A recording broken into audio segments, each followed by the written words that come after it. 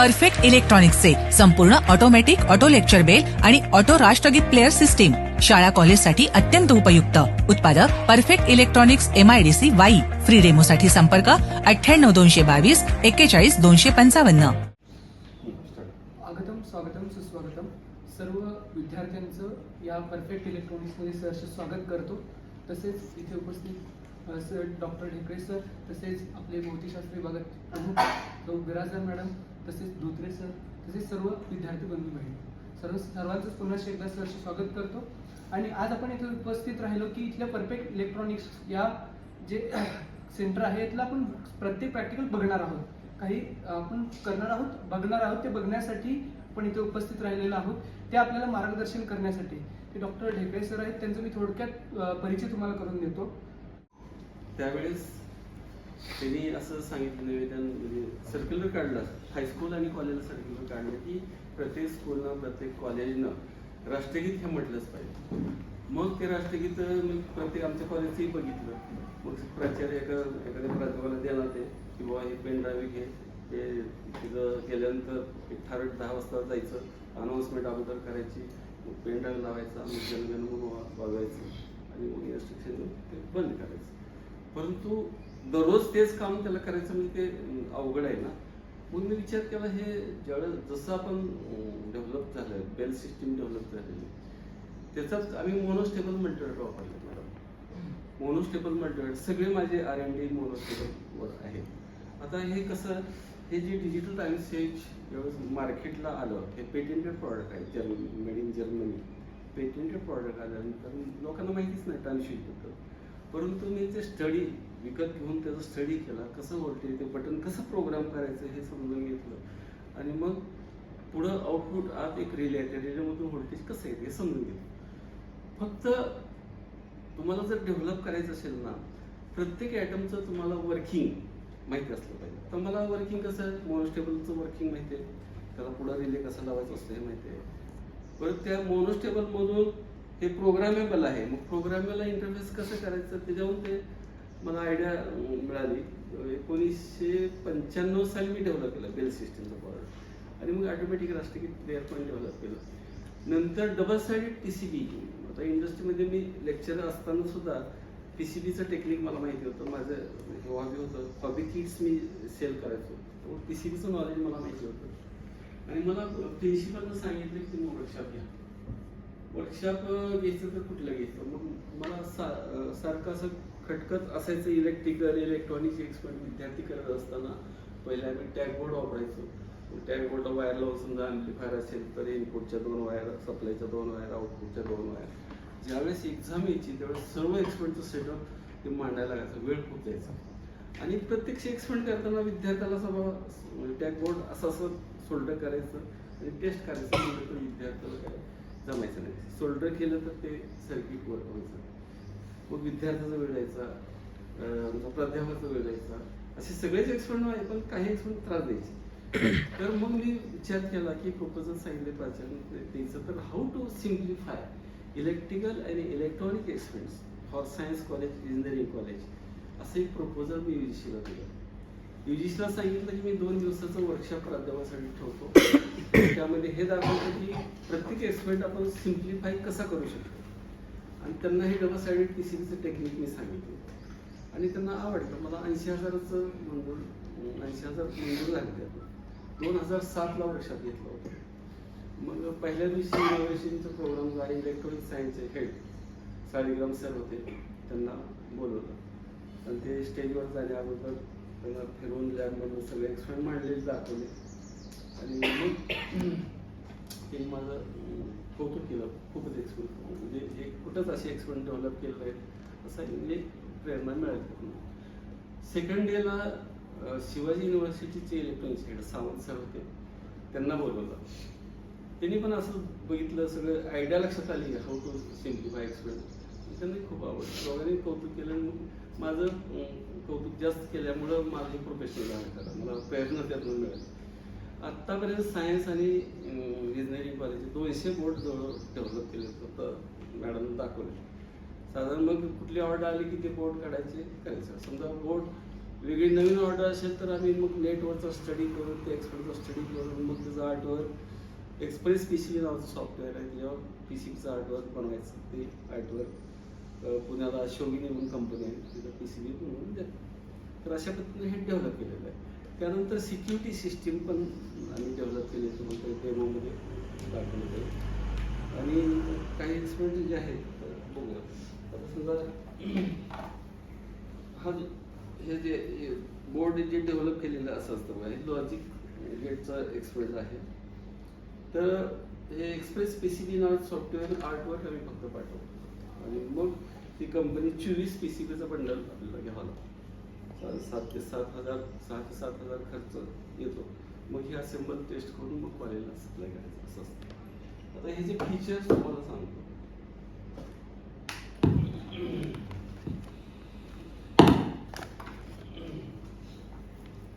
आता हा जो पॉवर सप्लाय आहे 12 सगळे एक्सपेरिमेंट जे आहेत 12 वर्षात डेव्हलप केलेले आहे.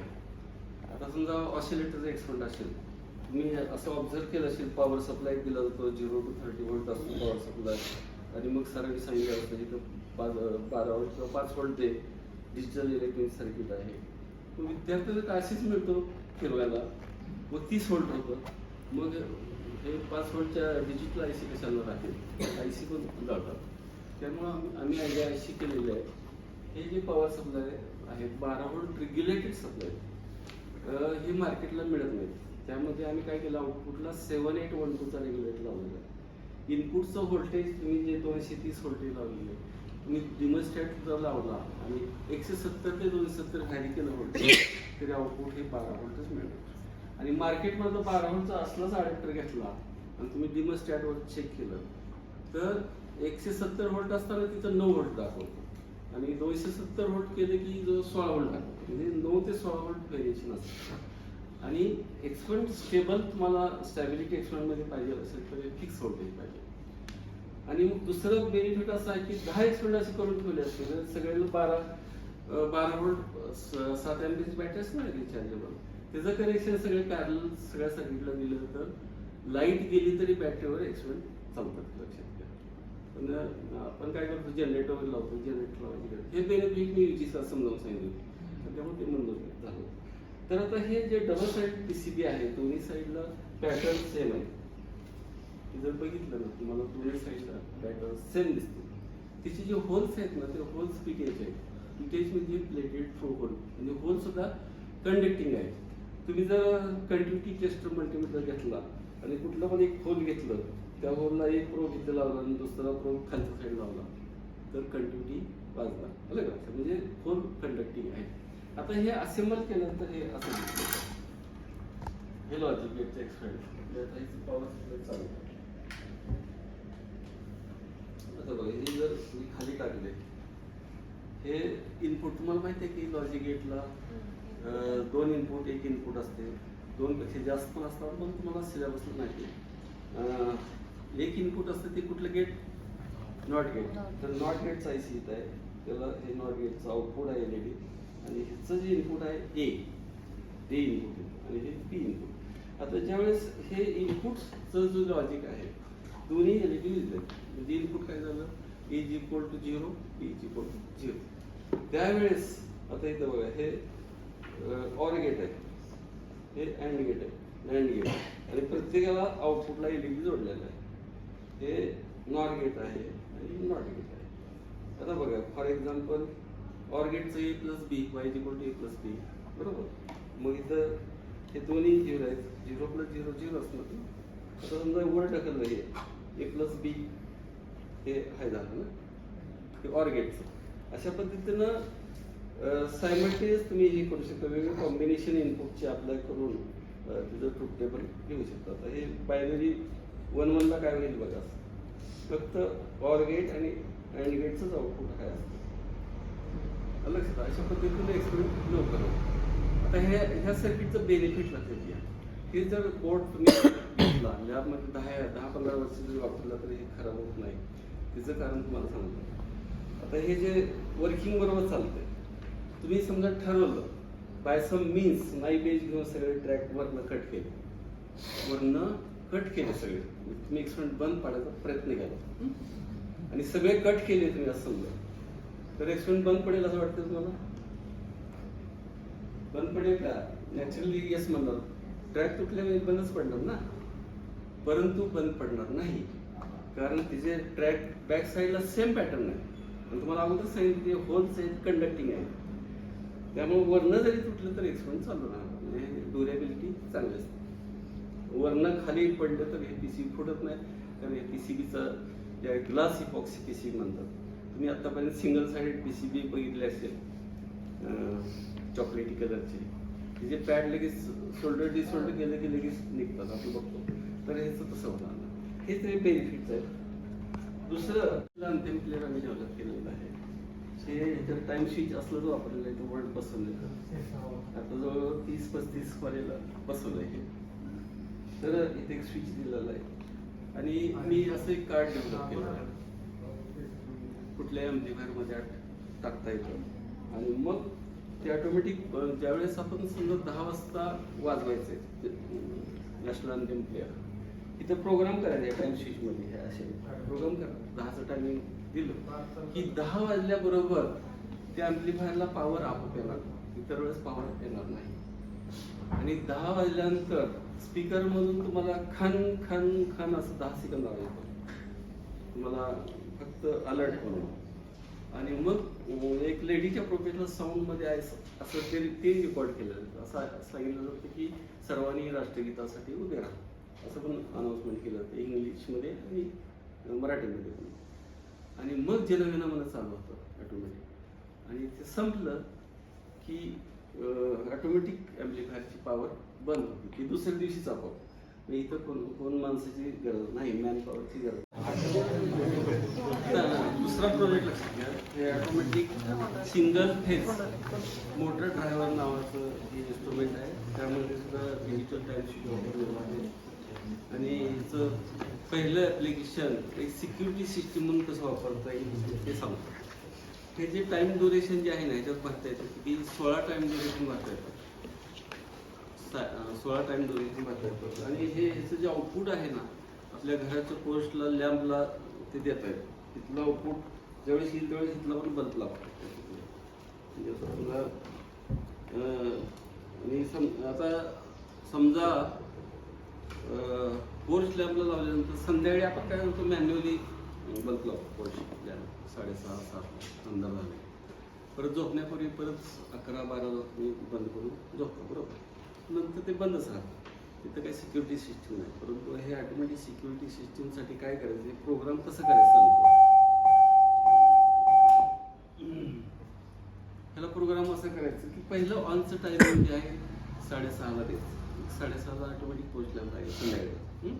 नंतर दुसरं टायमिंग ऑफ टायमिंग, एकदा ऑन टायमिंग बोलले की दुसरं ऑफ टायमिंग असते, ते ऑफ टायमिंग द्यायचं ते 11 वाजता, रात्री 11 वाजता बंद होईल. हे झालं एक ड्युरेशन. आता दुसरं ड्युरेशन, प्रत्येक अर्ध्या तासाने ऑन ऑफ आपल्याला प्रोग्राम करायचं. म्हणजे 11 वाजता बंद झालं तर 11:30ला परत चालू होईल, 12ला बंद होईल, 12:30ला बंद होईल, असं ऑटोमॅटिक चालू ठेवायचं. तुम्ही समजा घरी नसला तरी पोस्ट लॅम्प त्याप्रमाणे बंद चालू होणार. चोरी होण्याची शक्यता कशी असते, साधारण तुम्ही बघता बोडका वगैरे येतो, साधारण 2 ते 3.5 पर्यंत ते असते बोडका, तर तिथं चोरी होण्याची शक्यता असते. मग 2 ते 3.5 मध्ये तुम्ही 15 मिनिटाचं ऑन ऑफ द्यायचं, 2 ते 3.5 पर्यंत, नंतर तुम्ही अर्ध्या तासाचं ऑन ऑफ केलं चालतं. तर अशा पद्धतीनं तुम्ही अलर्ट राहू शकता. तर समजा तुम्ही पहिलं टायमिंग ऑनचं भरले तर हे कसं होते बघा, हे बटन दाबतो, तिथला LED लागतो, म्हणजे ऑटोमॅटिक लागतो. आता हे मॅन्युअल बघायचं आपल्याला. समजा 6:30 वाजलं की इंडिकेटर, ते प्रोग्राम केल्याप्रमाणे इंडिकेटर लागतो. इथं इंडिकेटर लागलं की इथं बल्ब लागेल. मग इथं आणखी दुसरा लोड द्यायचा म्हणलं तरी देऊ शकतो. हे जरा पहिलं ॲप्लिकेशन सिक्युरिटी सिस्टीम. दुसरं ॲप्लिकेशन, तुम्ही पाण्याची मोटर, आपल्या घरावर पाण्याची टाकी असते, तुम्ही काय करता, पाण्याची टाकी मोटर चालू करता, पाणी कमी झाले आणि पाण्याची टाकी कधी भरलेली हे समजत नाही, मग ओव्हरफ्लो होतो, मग तुम्ही बंद करता, हे मॅन्युअली करता. हिचं तुम्ही काय करा, एकदा सर्वे करा, तुमची पाण्याची टाकी भरायला किती वेळ लागतो. साधारण 1 तास लागतो असं समजा, काटोकाट नाही, साधारण एक 10-20% कॅपॅसिटी अजून आहे तोपर्यंत बंद झालं चालतं. असं 1 तासात होते, गच्चप भरले नाही पाहिजे. मग तुम्ही काय करायचं, पहिल्या ड्युरेशनचे भरायचं. तुम्हाला किती वाजता मोटर चालू करायची, समजा सकाळी 8 वाजता. 8चं ऑन टायमिंग भरायचं आणि 9चं ऑफ टायमिंग भरायचं. 8 वाजले की असा इंडिकेटर लागेल, इथं व्होल्टेज येईल, इथं पण व्होल्टेज येईल. हे व्होल्टेज आपल्या सिंगल फेज मोटरला गेलेलं असणार. मोटर चालू होईल आणि ते ऑटोमॅटिक 9ला बंद होईल. अशा पद्धतीनं ते तुम्ही वापरू शकता. दुसरं ॲप्लिकेशन. तिसरं ॲप्लिकेशन जिथं शेतात, आता अक्कलकोटचं, सोलापूर जिल्हा, मी पण सोलापूर जिल्ह्याचं बार्शीकडे, माहिती घेतली परिस्थिती. उन्हाळ्यात विहिरीला पाणी कमी असतं. मग समजा मग शेतात पाणी जास्तीत जास्त काढायचं, तर मॅन्युअल तर आपण काय लक्ष देऊ शकत नाही. समजा 4 तास आपण थांबलो की एखादी तास मोटर चालते, असं तुम्हाला जरी माहिती झालं. मोटर तुम्ही सुरू केल्यानंतर 1 तास तुम्ही लक्ष देणार नाही, पण चुकून 1 तासापेक्षा जास्त झाली काय होईल, पंप हवा धरेल आणि मग ते ट्रबल सम होतं. मग हिचं तुम्ही काय करू शकता लक्षात घ्या. 24 तासाचा प्रोग्राम असं करू शकता की 4 तास ऑफ आणि 1 तास मोटर चालू झाली. असं 24 तासाचं ड्युरेशन तुम्ही करू शकता. म्हणजे कंटिन्यू तुमची मोटर चालू राहणार, जास्तीत जास्त पाणी बाहेर. हे जरा सिंगल फेज बद्दल. 3 फेज मोटर ड्रायव्हर हे माझं रिसर्च, माझं हे हाँगकाँगला पण मी पेपर प्रसिद्ध केला ह्याच्यावर. नंतर इलेक्ट्रॉनिक्स फॉर यू एक जर्नल आहे इलेक्ट्रॉनिक्स मधलं, कन्स्ट्रक्शन प्रोजेक्ट ऑगस्ट 2015ला प्रसिद्ध केलेलं आहे. ह्याच्यात आपण 3 फेज मोटर ऑन ऑफ कसं करू शकतो ही आयडिया मी दाखवतो. आता इथं सुद्धा मोनोस्टेबल मल्टीमीटरचा वापर केलेला आहे. मोनोस्टेबल मल्टीमीटर एक्सपॉन्ड झाला तुमचा बरं. तर बघा इथं 2 हे जे आहे ना प्रोब, 2 लागतात. एक हे स्टार्ट प्रोब जो आहे तो हिरव्या बटन आतल्या साईडला, स्टार्टला हिरवं बटन असते, 2 टर्म त्याच्या क्रॉस जोडायचं पॅरलल. आणि दुसरं असलं चित्र असते ते तर दाखवलेलं नाही, हेच आपण वापरतोय. मग तुम्ही हिरवं बटन दाबता आणि मोटर स्टार्ट होती 3 फेजची. म्हणजे काय करता तुम्ही, हिरवं बटन दाबता म्हणजे आतले जे 2 टर्मिनल आहे ना जस्ट शॉर्ट करतात थोड्या वेळासाठी. मग आतला रिले ॲक्टिवेट होतो आणि 3 फेज 3 लाईन मोटरला जातात, मोटर स्टार्ट होते. नंतर तुम्ही जेव्हा रेड बटन दाबता म्हणजे काय करता, स्टॉप म्हणजे पुश टू ऑफ असं बटन असते ते. इथे 2 टर्मिनल असतात. मग आता आपण लक्षात घेऊया. समजा आता हे आता मोटर आपल्याला स्टार्ट करायचं, हेच उदाहरण घ्या. 8ला मोटर चालू झाली पाहिजे. मी इथं काय करतो, कंटिन्युटी मोडला ठेवतो. इथलं एक पल्स येते बघा, ज्यावेळेसला इंडिकेट लागेल, म्हणजे ऑन टायमिंग सांगितलं 8 वाजता इंडिकेट लागेल, आतला रिले 5 सेकंदचा डिले असलेला ऑपरेट होईल. आणि हे त्याची कंटिन्युटी, रिलेची कंटिन्युटी ह्या 2 वायरला आहे. 2 वायरला जोडल्यामुळं हिरवं बटन दाबल्यासारखं ॲक्टिव्ह होतं. बघा ते तुम्हाला दाखवतो. हे मल्टीमीटर कंटिन्युटी मीटर लावलं रिलेच्या पुढं. आता मी हे ऑन केलं की हे आवाज आला पाहिजे, 5 सेकंद आवाज बंद झाला आणि हिरवं बटन दाबल्यासारखं ॲक्टिव्ह होईल लक्षात, आणि मोटर चालू होईल.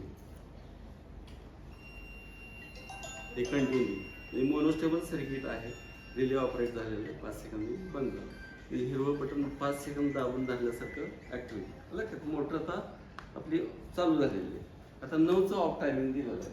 मग असलाच प्रोब जो आहे तुम्ही हेच काढून इथं बसवतो. आता इथं लक्षात घ्या, इथला जो प्रोब आहे त्याच्या वायर कसे जोडायचे, पॅरलल नाही जोडायचे, कारण पुश टू ऑफ स्विच आहे. त्याचं 2 टर्मिनल आहेत ना, एका टर्मिनलची वायर सोडायची, मग झाले 2 टर्मिनल, ते 2 टर्मिनल तिथं जोडायचे. म्हणजे थोडक्यात रिलेचं स्विच जे आहे त्या स्विचच्या सेरीमध्ये जाईल, बरोबर. मग मोटर जर चालू ठेवायची असेल तर इकडे चालू राहायला पाहिजे ना. बघा इथं बसवतो मी, बघा मी स्टॉप स्विचच्या सेरीमध्ये टाकले, म्हणजे मोटर चालू झाली काय डिस्टर्ब होईल का, नाही होणार. आता ज्यावेळेस 9 वाजतील ह्याच्यामध्ये इथला इंडिकेटर लागेल, आतला दुसरा मोनोस्टेबल मल्टीमीटर ऑपरेट होईल, दुसरा रिले ऑपरेट होईल, त्यालाही 5 सेकंदचा डिले दिलेला आहे. आता बघू 9 वाजल्यानंतर आपण हे ॲक्शन बघायची की हा जो आवाज आहे ना तो 5 सेकंदासाठी बंद होईल आणि परत चालू होईल. बरोबर. आता 5 सेकंद ते बंद आहे, म्हणजे लाल बटन दाबल्यासारखं ऍक्ट झालं. आता जरी इकडं कंटिन्युटी असली तर मोटर चालू होणार नाही. ओके, तर याची ऍक्शन अशी. प्रोजेक्ट तुम्हाला दाखवतोय, हे त्या प्रोजेक्टचं तुम्हाला अगोदर ऍक्शन दाखवतो, त्याच्यावर तुम्ही सांगायचं ते कसं होते. प्रिन्सिपल त्याच्यावर काय ते नंतर चर्चा करू. हे बघा इथे मी मग तरी पण कन्स्ट्रक्शन थोडं सांगतो. एक एलईडी आहे, ब्लॅक कलरच्या साईडला दिसतात ना बहुत, एलईडी आहे. मध्ये एक पिझो स्पीकर आहे, आणि इथं मी बाउलमध्ये ठेवले, बाउलमध्ये थोडं पाणी आहे. आता मी बाउलमध्ये पाणी ओततो आणि काय होतं बघा, पावते इंडिकेटर चालू. ठराविक लेवलपर्यंत जर पाणी ओतलं तर काय इफेक्ट होतो बघा.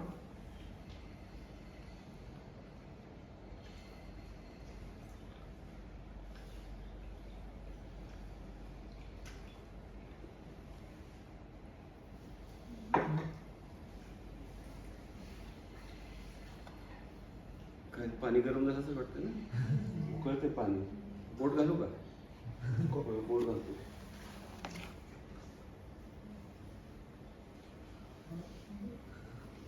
काय प्रिन्सिपल काय सांगतो, तर हे उकळलेलं पाणी नाही, स्टीम नाही.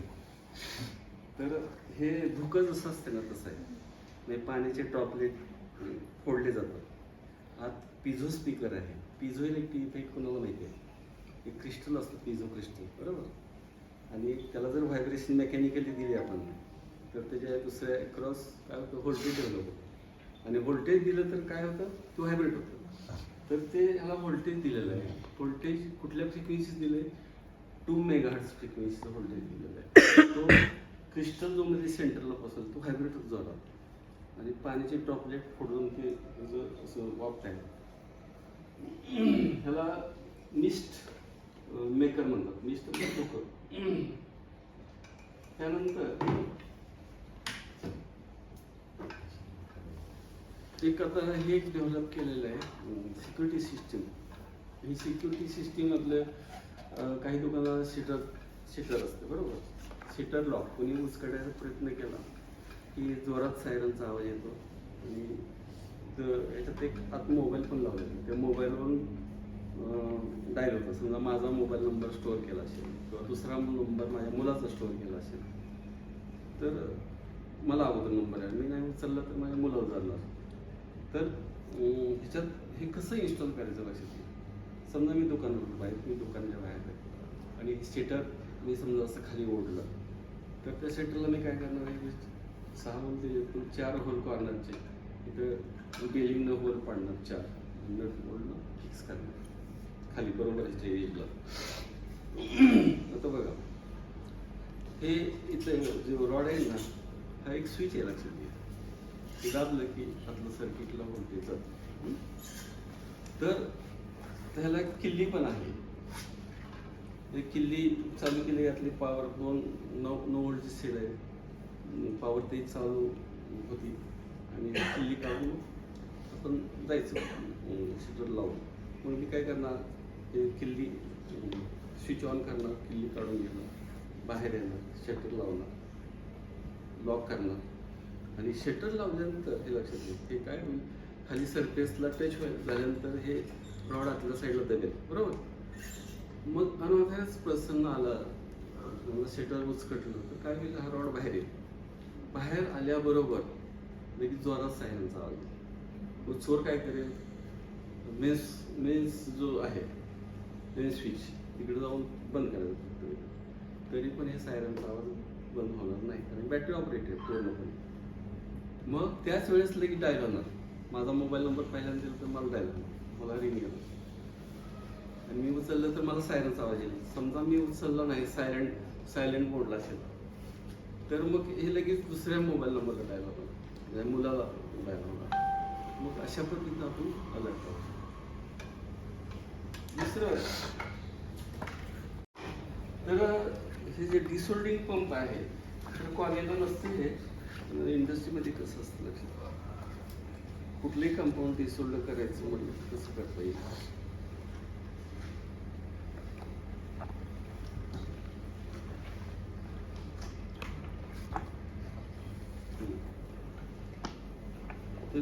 तुम्हाला हे काढून दाखवते संपूर्ण.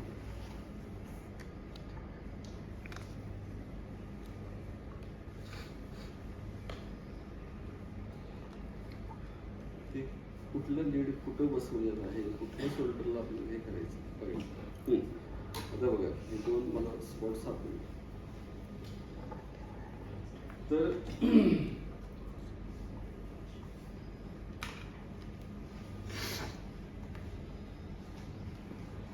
हे दाबतो मी, डिसोल्डर झालं एक पॉईंट, दुसरा डिसोल्डर करतो, हे ठेवलं ते मेल झाले दिसते मला, दाबायचं हे बटन दाबायचं.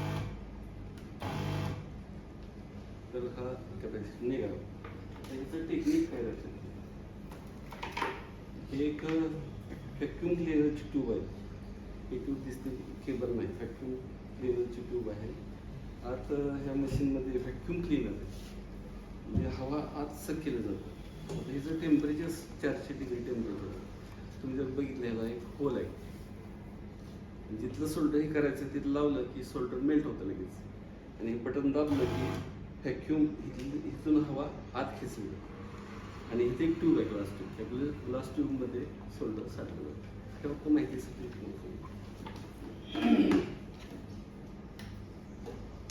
डिजिटल मीटर जे आहे आम्ही हे डेव्हलप केलं. आमची आयडिया की मार्केटमध्ये डिजिटल मीटर असे मिळतात, परंतु डिजिटल मीटर एक्सपेंटसाठी घ्यायचं म्हणलं तर 1500 रुपयापेक्षा जास्त किमती आहे.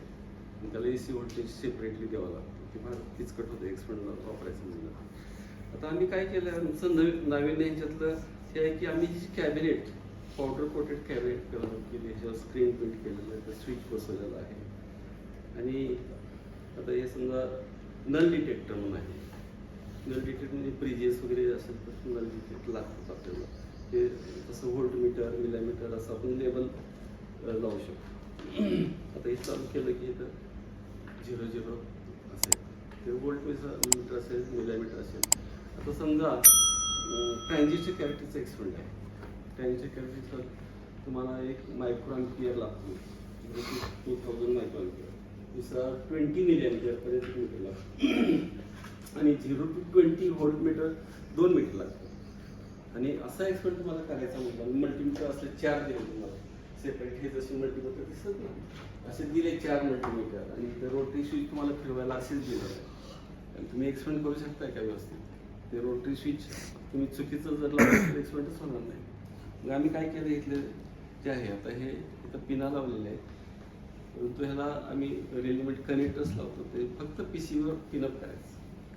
आणि पॉवर सप्लाय ते बोर्डवर असतं, 2 पोटेन्शियल ठेवले की व्होल्टेज करंट लगेच आपल्याला रिडिंग घेतात डिजिटली. तर हे आमचं वैशिष्ट्य, म्हणजे असं डेस्कटॉप मल्टीमीटर बनवतो. तुम्ही वापरलेच नाही सर, तुम्हाला पाठवलं ते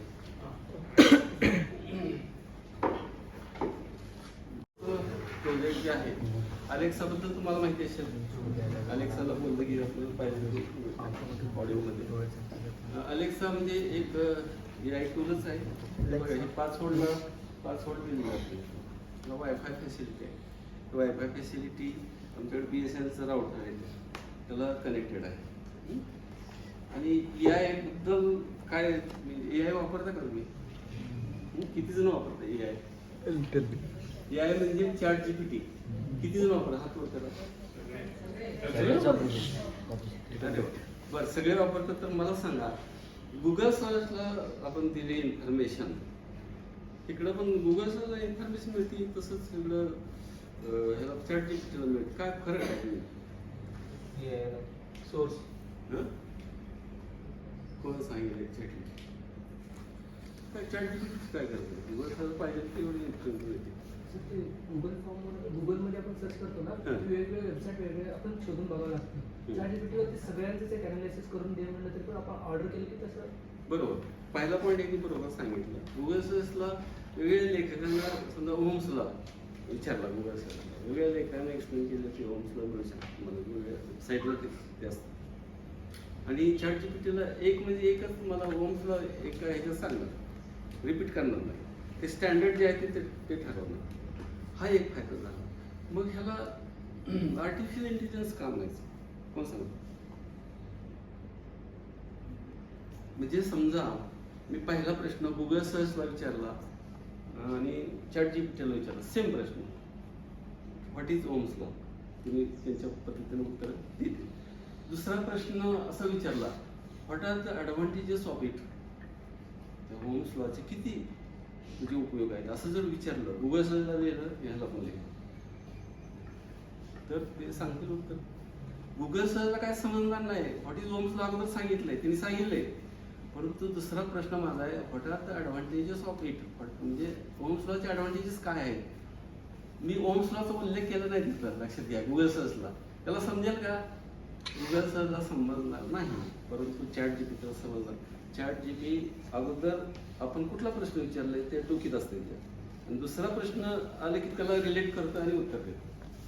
त्यामुळं आर्टिफिशियल इंटेलिजन्स त्याला म्हणायचं. आता चॅट जीपीटी तुम्ही वापरताय तिथे यूज कोण कोण कोण करते, इफेक्टिव्ह जास्तीत जास्त यूज कुठल्या ॲप्लिकेशनसाठी, जेणेकरून आपला वेळ वाचतो. कुठले चॅट जीपीटी तुम्ही सगळेच वापरता. मला सांगा एखादं ॲप्लिकेशन बाबा चॅट जीपीटीमुळे माझा हा फायदा झाला, माझा टाईम वाचला, तुम्ही सांगू शकते. फोटो एडिटिंग, बरं ठीक आहे, बरोबर. अजून येस, प्रोजेक्टचं टायटल जर तुम्ही दिलं ना, समजा तुम्हाला सुपरपोजिशन थेरम असं एक प्रोजेक्ट दिला आहे, तर चॅट जीपीटीला give the project report for superposition theorem, ते सगळे तेच अबस्ट्रॅक्ट सर्किट डायग्राम वगैरे पाहिजे ते आपण रिफरन्सेस बुक जरी विचारले तर रिफरन्सेस बुक मिळतो. म्हणजे रिसर्चसाठी किती चांगलं आहे. आमची मुलं calculation table, observation table chat जीपीटीला टाकतात, कॅल्क्युलेट म्हणून सांगतात, कॅल्क्युलेशन कसं करतात. चांगलं आहे. मी आता दुसरं यूज सांगतो मला कसा फायदा झाला यायचा.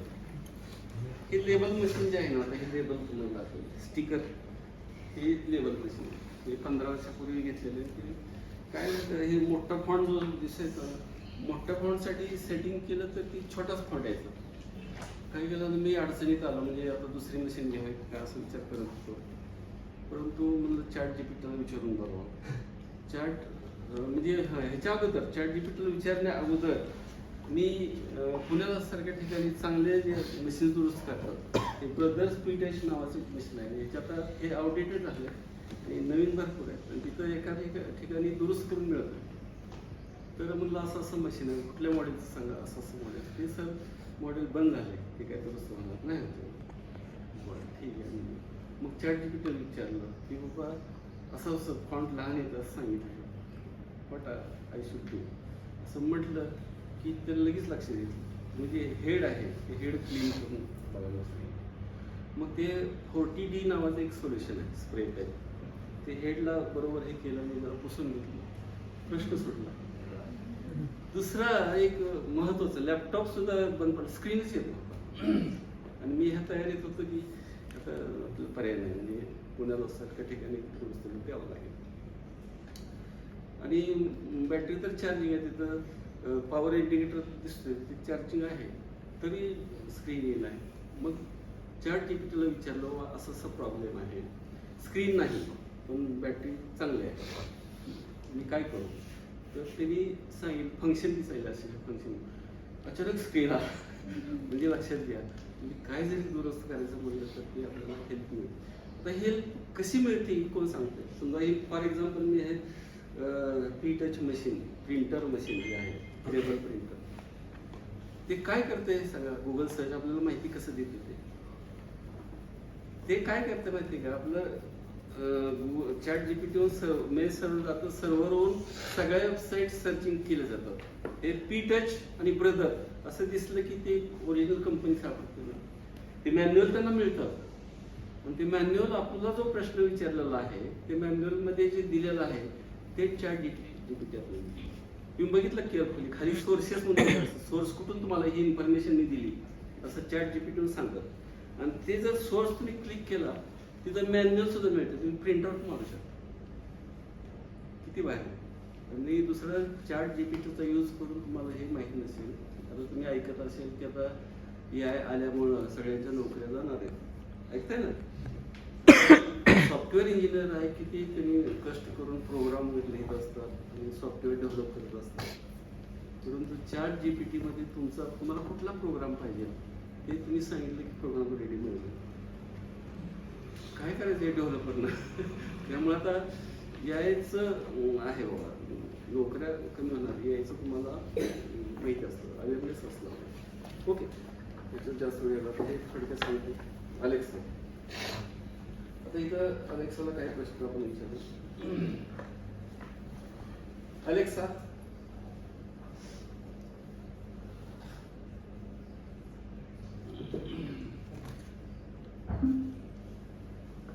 Alexa, what is time now? It's 11:18 a.m. Alexa, what is temperature now? Right now, in Way, Satara, Maharashtra, it's 23 degrees Celsius. Alexa, who is Prime Minister of India? The current Prime Minister of India is Narendra Modi. Alexa,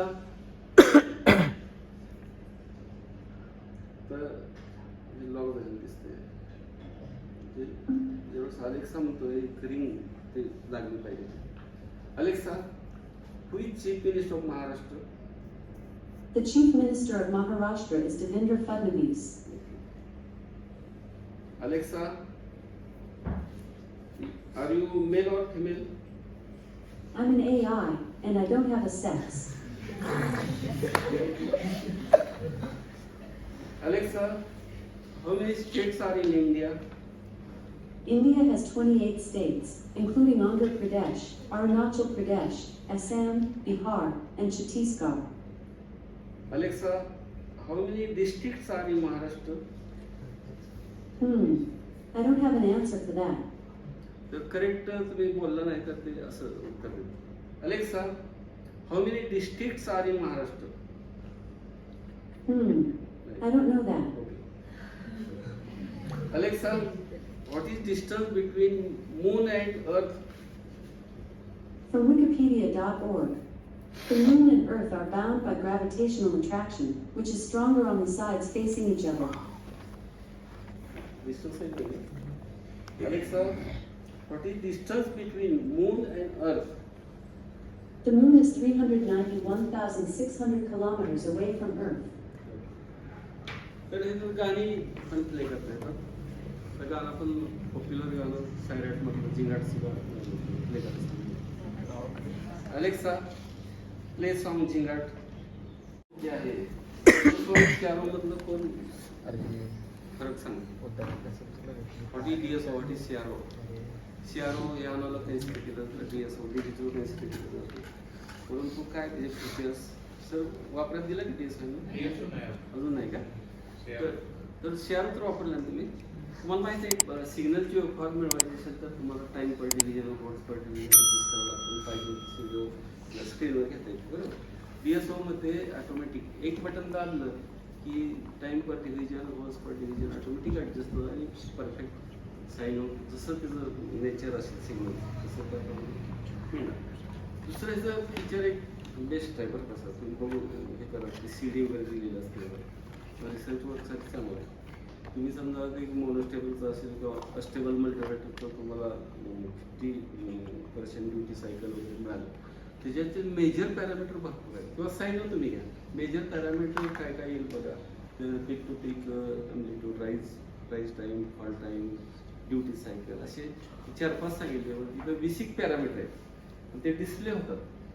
आणि मग तुमचं research work असेल तर तुम्हाला हे प्रिंटिंगला जोडत येतं. मागे एक पोर्ट आहे USB B टाईप म्हणतात त्याला, ते प्रिंटरला जोडता येतं. पण ते कॉम्प्युटरला ते तुमची CD ॲप तुझं डाउनलोड करावं लागतं आणि चांगलं आहे ते बघितलं करून ते सक्सेस. पण ते ह्याच्यावर कुठला एखादा एक्सपेरिमेंट पाहिजे खरं. बोर्ड ऑफ स्टडीमध्ये मी विचार करतो म्हणजे असं एखादा एक्सपेरिमेंट ठेवायला पाहिजे.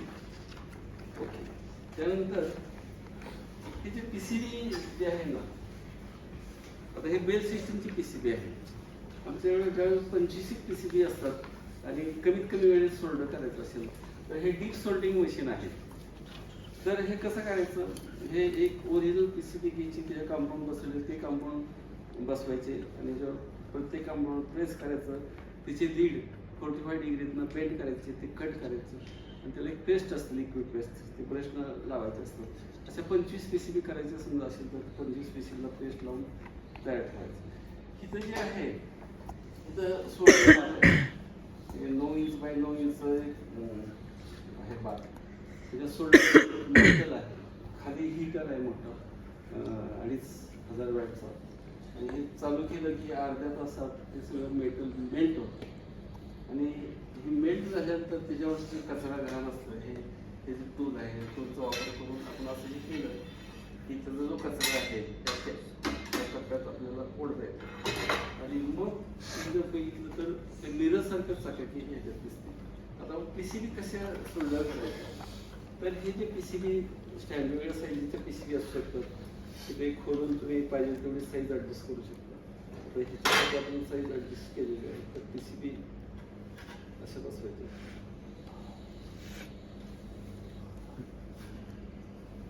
ॲट ए टाइम समजा लहान PCB असेल 3 PCB 4 PCB लावू शकता तुम्ही, आणि हे असं अडकवल्यानंतर कंपाऊंड बसवून ते ह्याच्यात असं ठेवायचं असतं. आणि त्याला बॅक साईडला मोटर आहे, इथलं एक कंट्रोल टेम्परेचर कंट्रोल 60 डिग्रीला ठेवत असतो आम्ही, आणि इथलं 3 सेकंदला दुसरं टायमरचं ठेवत असतो. इथलं जे बटन येलो बटन दाबलं की काय होतं, हे जे खाली जातं असं, आणि असं खाली गेलं की PCBचं सरफेस आणि सोल्डरचं वरचं सरफेस ते कॉन्टॅक्ट एकमेकांना टच होतं, आणि ते 3 सेकंद टच राहतं, आणि नंतर ऑटोमॅटिक हे प्युअर वर जातं. मग ही फ्रेम काढायची असते, हे PCB बाजूला काढायची, दुसरी PCB लावायची, अशा पद्धतीनं कमीत कमी वेळात जास्तीत जास्त करतो. बरं, नेक्स्ट जे आहे explanation Kamble madam. 5 years. Now I explain training details. आमच्या कंपनीमध्ये सायन्स कॉलेज आणि इंजिनिअरिंग कॉलेजच्या विद्यार्थ्यांसाठी fast track practical based electronic training programme facility आहे. हा कोर्स 6 दिवसांचा असतो, म्हणजे 48 आवर्स असतो. यामध्ये तुम्हाला हा कोर्स आहे तो 100% प्रॅक्टिकल ओरिएंटेड आहे. यामध्ये तुमच्याकडून आम्ही 30 एक्सपेरिमेंट करून घेत असतो. त्याच्यात तुम्हाला पहिल्या दिवशी डिजिटल इलेक्ट्रॉनिक्सचे 8 एक्सपेरिमेंट एक्सप्लेन केले जातात. ते एक्सपेरिमेंट पहिल्यांदा 2 तासात तुम्हाला परफॉर्म करायचे असतात. त्यानंतर 1 तास जे एक्सपेरिमेंट आहेत त्याच्याशी निगडीत जे क्वेश्चन्स असतात ते तुमची oral discussion point of view हा 1 तास सेशन घेतला जातो. त्यानंतर नेक्स्ट डेला ऑपरेशनल एम्प्लिफायरवरती 5 एक्सपेरिमेंट करायचे असतात. त्यामध्ये तुम्हाला पहिल्या 2 तासात ते 5 एक्सपेरिमेंट एक्सप्लेन केले जातात आणि तुम्हाला प्रॅक्टिकल करायला वेळ दिले जातं, आणि उरलेल्या 1 तासात तुमच्याकडे ओपॅम्पचे जे एक्सपेरिमेंट आहेत त्याची तयारी करून घेतली जाते. त्यानंतर नेक्स्टला ऑसिलेटर एम्प्लिफायरचे 5 एक्सपेरिमेंट करायचे असतात. त्यामध्ये तुम्हाला पहिल्यांदा 2 तास हे एक्सपेरिमेंट एक्सप्लेन केले जातात, प्रॅक्टिससाठी वेळ दिला जातो, आणि उरलेल्या 1 तासात ऑसिलेटर एम्प्लिफायर या टॉपिकवरती ओरल डिस्कशन घेतले जाते. तसेच ट्रेनिंगमध्ये असताना तुम्हाला 2 सॉफ्टवेअर शिकवले जातात. त्यामध्ये पहिलं जे सॉफ्टवेअर आहे ते डिझाईन एक्सप्रेस नावाचं सॉफ्टवेअर आहे. त्यामध्ये प्रोफेशनल सर्किट डायग्राम कशी ड्रॉ करायची याचं ट्रेनिंग दिलं जातं. मग त्याच्यात वेगवेगळे सिम्बॉल पिकअप करायचे आणि प्रोफेशनल सर्किट डायग्राम ड्रॉ करायचं ट्रेनिंग दिलं जातं. त्यानंतर नेक्स्ट एक्सप्रेस PCB नावाचं सॉफ्टवेअर आहे. त्याचा PCBचं आर्टवर्क कसं काढायचं याचं तुम्हाला ट्रेनिंग दिलं जातं. तसेच ट्रेनिंगमध्ये असताना तुम्हाला एक प्रोजेक्ट करायचा असतो. त्यामध्ये एक PCB दिला जातो, त्यासोबत काही लूज कंपोनंट्स दिले जातात. मग ते सगळे कंपोनंट PCBवरती 1 by 1 इन्सर्ट करायचे आणि सोल्डर करायचे. सोल्डरिंग अँड डिसोल्डरिंग टेक्निक सुद्धा तुम्हाला शिकवली जाते. टेस्टिंग कसं करायचं हे सुद्धा शिकवलं जातं. आणि तुम्हाला एक एक्सपेरिमेंटचं टायटल दिलं जातं, त्यामध्ये तुम्हाला सेमिनार करायचं सांगितलं जातो. मग ते सेमिनारसाठी तुम्हाला मार्गदर्शन पण केलं जातं, तो सुद्धा यूट्यूबवरती व्हिडिओ अपलोड केला जातो. तुमच्या ट्रेनिंगमध्ये असताना तुमची मुलाखतीची तयारी करून घेतली जाते. मग आता तुम्ही SY TYचे विद्यार्थी आहात. मग आता तुमचं ग्रॅज्युएशन कंप्लीट झाल्यानंतर तुम्ही वेगवेगळ्या कंपनीमध्ये इंटरव्ह्यूला जात. त्यावेळेस तुम्हाला टेक्निकल क्वेश्चन त्यासोबत टेल मी अबाउट सेल्फ हा एक क्वेश्चन विचारला जातो. त्यामध्ये तुमचं नाव, गावाचं नाव, तुमचे क्वालिफिकेशन, हॉबी, एक्स्ट्रा ॲक्टिव्हिटीज हे सगळे पॉईंट तुम्हाला न थांबता बोलता आले पाहिजे. मग त्यासाठी तुमची इंटरव्ह्यूची सुद्धा प्रिपरेशन करून घेतली जाते आणि तो सुद्धा व्हिडिओ यूट्यूब चॅनलवरती अपलोड केला जातो. आता आमच्या कंपनीमध्ये वेगवेगळे जे science college, autonomous college, engineering college आहेत त्यांचे एमओयू झाले आहे. तर दरवर्षी आमच्याकडे ट्रेनिंगसाठी बॅच येत असते. मग त्यामध्ये आता पलूस कॉलेजच्या जे फिजिक्स डिपार्टमेंटचे पवार सर आहेत तर त्यांच्या कॉलेजमधून MSc झालेल्या 4 विद्यार्थिनी ट्रेनिंगसाठी आल्या होत्या.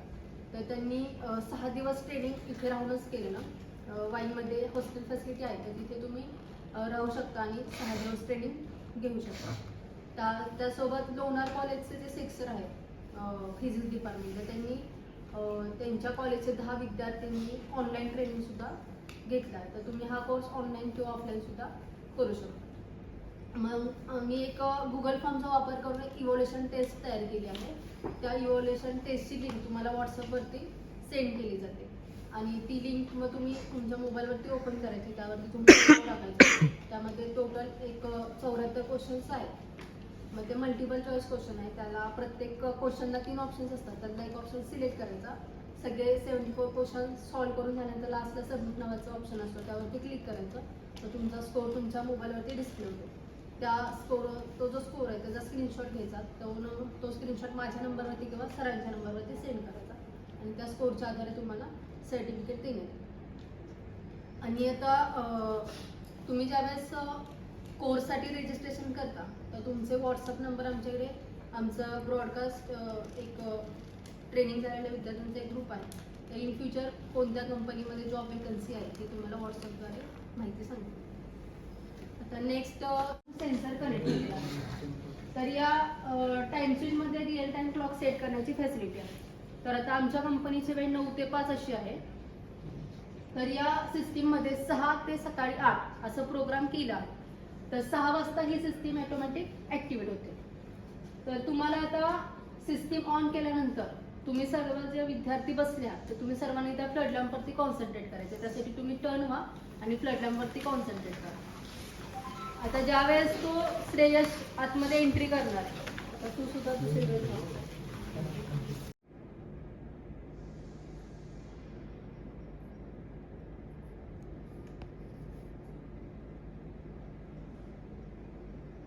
श्रेयश आतमध्ये आहे.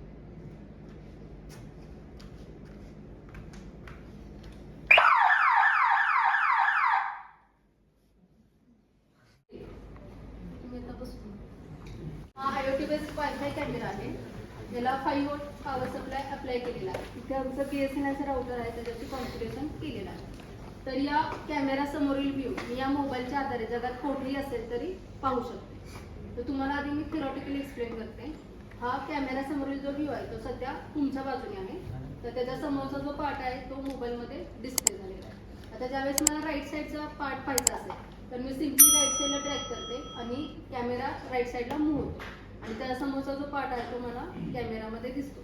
ज्यावेळेस मला लेफ्ट साईडचा पार्ट पाहायचा असतो त्यावेळेस मी सिम्पली लेफ्ट साईडला ट्रॅक करणार आणि कॅमेरा लेफ्ट साईडला मूव्ह होतो आणि त्या समोरचा जो पार्ट आहे तो मला दिसतो. आता मला खाली म्हणजे इथे वर्क काय करत आहे हे पाहायचं असेल आणि मी कॅमेरा जर खालच्या बाजूला शिफ्ट केला किंवा ट्रॅक केला तर तो कॅमेरा वरच्या बाजूला मूव्ह होतो आणि वरचा पार्ट दिसतो. त्यावेळेस मी कॅमेरा खालच्या बाजूला ट्रॅक करणार त्यावेळेस वरती शिफ्ट होतो. ज्यावेळेस मी वरती ट्रॅक करते तेव्हा खाली शिफ्ट होतो. तर आता तुम्ही कॅमेरावरती कॉन्सन्ट्रेट करा. तुम्ही टर्न आणि कॅमेरावरती कॉन्सन्ट्रेट करा. आता मी राईट साईडला ट्रॅक करते. कॅमेरा राईट साईडला मूव्ह होताना दिसत आहे आणि त्याच्या समोरचा जो पार्ट आहे तो मला मोबाईलमध्ये दिसेल. आता मी लेफ्ट साईडला ट्रॅक करते. कॅमेरा लेफ्ट साईडला मूव्ह होतो आणि त्याच्या समोरचा जे पार्ट आहे तो मला मोबाईलमध्ये दिसत आहे. आता मला खालचा पार्ट पाहायचा तर मी वरच्या बाजूला ट्रॅक करणार. कॅमेरा खाली मूव्ह होतो.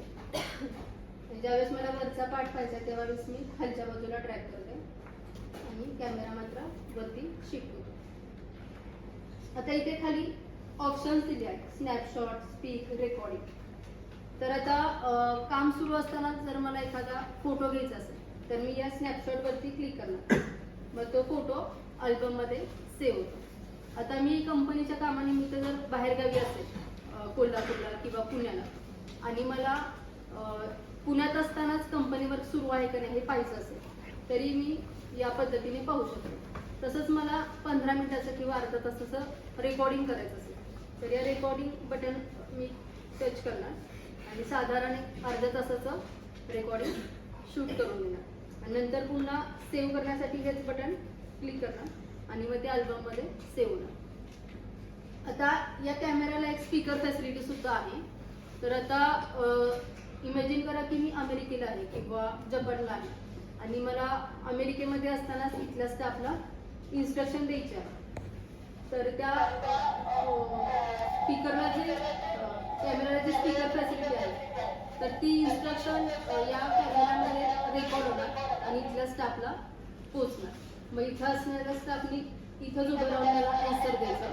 मग ते ॲन्सर त्या कॅमेऱ्यामध्ये रेकॉर्ड करत आणि माझ्याकडे पोचतो. तुम्हाला IoTचा फुल फॉर्म माहिती आहे का? IoTचा फुल फॉर्म माहिती आहे? IoTचा full form internet of things. तर या कॅमेऱ्याची रेंज किती असेल? IoT बेस्ड आहे. IoT बेस्ड तोच्यानं रिमोट कंट्रोल किट आहे. यामध्ये आम्ही ESP कंट्रोल कार्ड वापरलेला आहे. तिथे आमचं BSNLचं राउटर आहे त्याच्याशी कॉन्फिगरेशन केलेलं आहे. तर याच्यामध्ये थोडासा सर्व्हर प्रॉब्लेम आहे. तर हे लॅम्प 1 आहे, हा लॅम्प 2 आहे, हा लॅम्प 3 आहे आणि हा लॅम्प 4 आहे. तर या मोबाईलच्या आधारे मी जगात कुठेही असेल तरी हे लॅम्प ऑन ऑफ करू शकते. तर ज्यावेळेस आपण वेबसाईट ऑन करतो त्यामध्ये आपल्याला लॅम्प 1, लॅम्प 2, लॅम्प 3, लॅम्प 4 असे इथे स्टेटस दिसत असतात. मग सुरुवातीला ते ऑफ ठेवायचे. मग 1 बाय 1 ज्यावेळेस मी लॅम्प 1 ऑन करते तेव्हा हा लॅम्प 1 ऑन होतो. लॅम्प 2 ऑन केल्यानंतर लॅम्प 2 ऑन होतो. लॅम्प 3 ऑन केल्यानंतर लॅम्प 3 ऑन होतो आणि लॅम्प 4 ऑन केल्यानंतर लॅम्प 4 ऑन होतो. तर असे 1 बाय 1 मी जगात कुठेही असेल तरी या मोबाईलच्या आधारे लॅम्प ऑन ऑफ करू शकतो. आपल्या सर्वांच्या घरी TV असतात. टीव्हीला रिमोट असतो. तर ते रिमोटची रेंज साधारण 25 मीटर्स असते. तर हे इंटरनेटवर आधारित प्रोजेक्ट आहे तर याची रेंज अनलिमिटेड आहे. हा प्रोजेक्ट तुम्ही मिनी प्रोजेक्टसाठी सुद्धा घेऊ शकता. आता नेक्स्ट प्रोजेक्ट आहे तो IoT बेस्ड नाही, हा automatic lecture based system product आहे. तर यामध्ये 3 मॉडेल आहेत. 16 टाइम्स, 32 टाइम्स आणि 64 टाइम्स. 16 टाइम मॉडेल आहे ते ज्युनियर कॉलेजसाठी युजफुल आहे. 32 टाइम मॉडेल आहे ते हायस्कूल आणि इंग्लिश मिडियम स्कूलसाठी युजफुल आहे. 64 जे मॉडेल आहे त्यामध्ये आम्ही 2 टाइम स्विचचा वापर केला आहे. ज्या स्कूलचं टाइम टेबल गव्हर्नमेंटचं असतं त्याचे डे मोड्स वेगवेगळे असतात. म्हणजे मंडे टू थर्सडे सेपरेट असतं, फ्रायडे सेपरेट असतं, सॅटर्डे सेपरेट असतं. मग त्यांच्यासाठी आम्ही स्पेशली ते मॉडेल डिझाईन केलेलं आहे. तर इथे टाइम स्विच आहे. हा हे आउटपुट सॉकेट आहे. हा स्विच आहे. हे पॉवर इंडिकेटर आहे. हा प्रेस टू रिंग आहे आणि हे फ्यूज सॉकेट आहे. तर या टाइम स्विचमध्ये आपण आपलं जे स्कूलचं टाइम टेबल असतं ते प्रोग्राम करतो आणि इथे आउटपुटला आता बेलची पिन मी कनेक्ट करते. आता या टाइम स्विच मध्ये प्रोग्राम केल्या व्यतिरिक्त जर आपल्याला बेल द्यायची आहे तर हे प्रेस टू रिंग बेलचा वापर करतो. आता इथे आता मी इथे 6 सेकंद सिलेक्ट केला आहे. तर आता मी इथे बेल 6 सेकंद मध्ये किती वेळ वाजतो तुम्ही चेक करा.